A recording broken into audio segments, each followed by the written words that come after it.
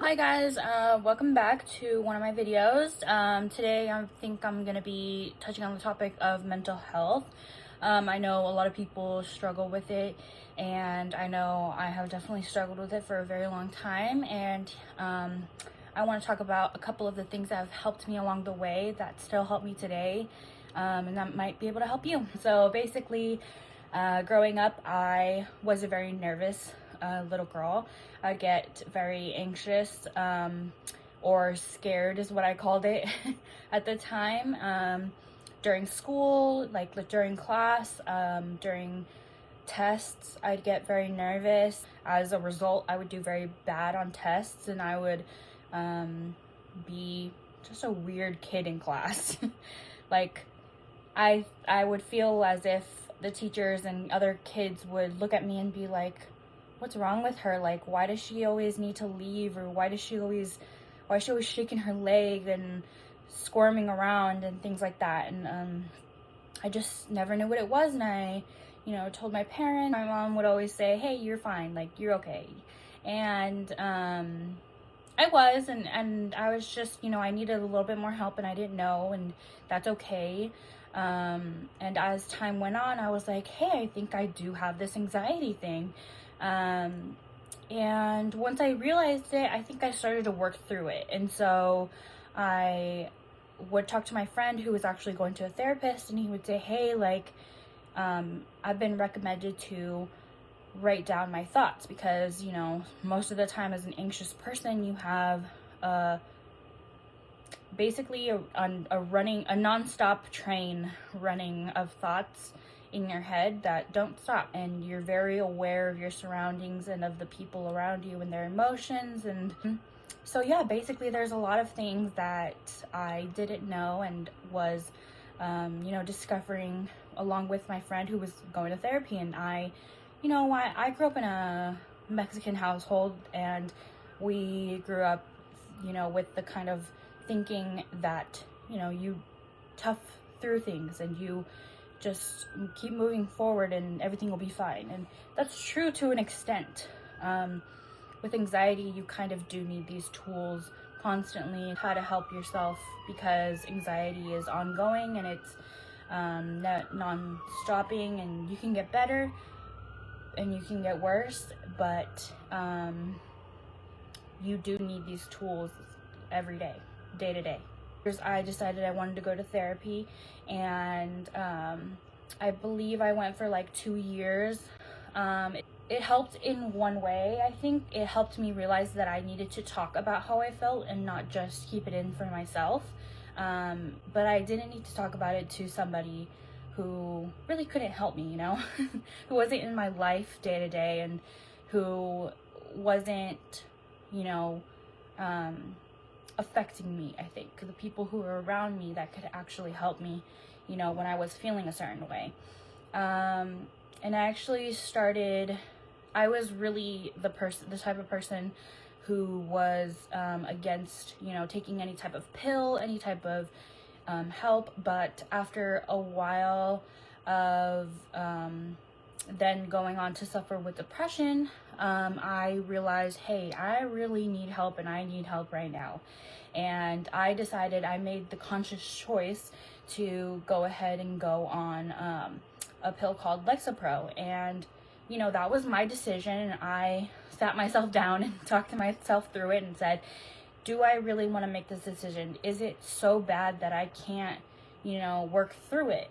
I spoke to a counselor and spoke to my doctor, and I said, hey, do you think this is something that would benefit me? And they said, well, do you think it's something that will benefit? Because, you're making the conscious choice. It is your body. You need to, at that point, say, hey, I'm going to put this substance that might work or might not work into my body.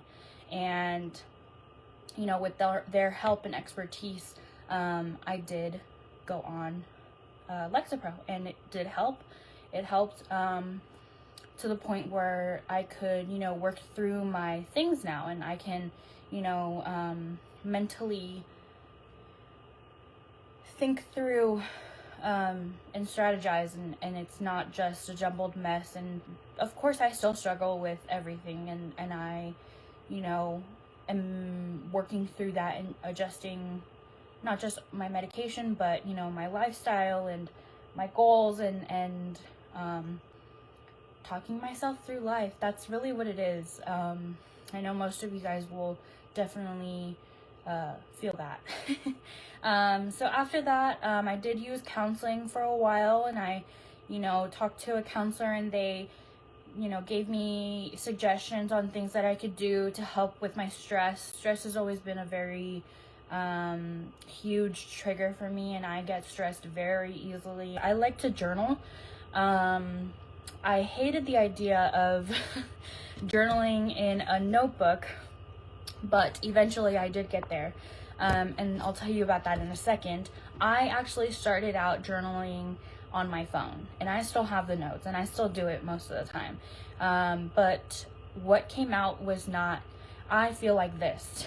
I am having this problem with this person, or I'm having this problem with this, you know, at school or something.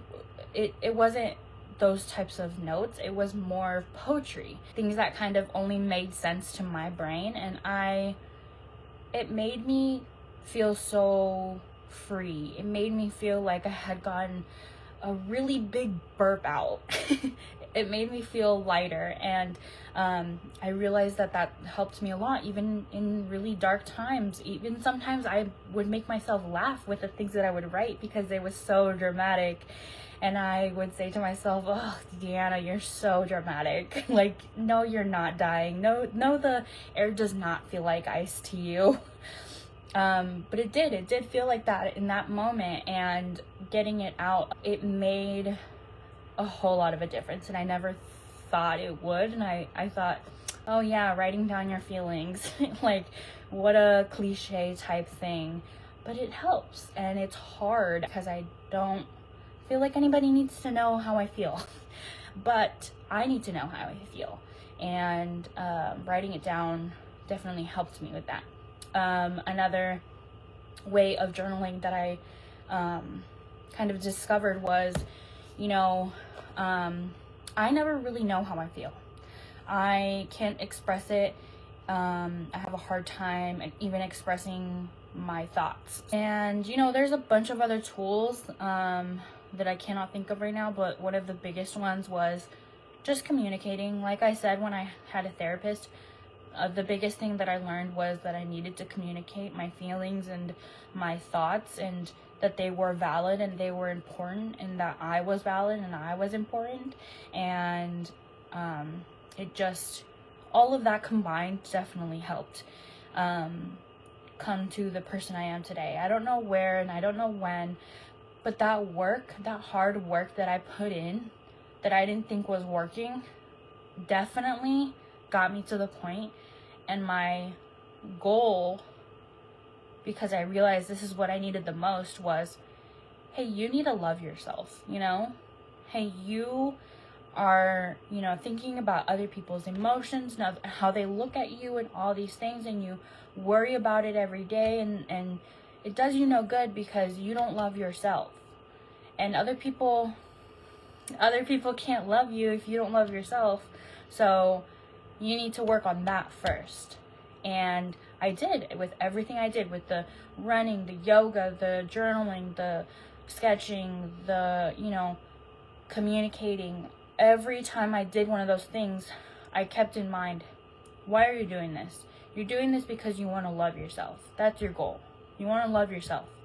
And here I am today, making videos and talking to people online with the goal of, I want you to love yourself. I want you to work on it every day until it happens, and you can sit on your safe space, your bed, your room, your, you know, closet, I don't know, anywhere you feel safe, and you can say, I love myself, and nobody can tell me otherwise. And that's the important thing. So I want you to keep that in mind. When you're watching me, my goal is for you to love yourself and to show you how much I love myself. So If I just want you to learn more about yourself, and I want to learn more about myself, and we can be on this journey together because we're besties and we're friends. And yeah, so I hope you like this video, and I hope you subscribe and comment anything. Comment your journey, comment your tools, comment, you know, how much you love yourself and how you're working to get better at it. And yeah, tell me, friend, tell me your things, and I will try to respond. But I hope you enjoyed this video again, and let me know if I missed anything. And I hope you watch my next video and the video before this. So I'll see you guys next time, and bye.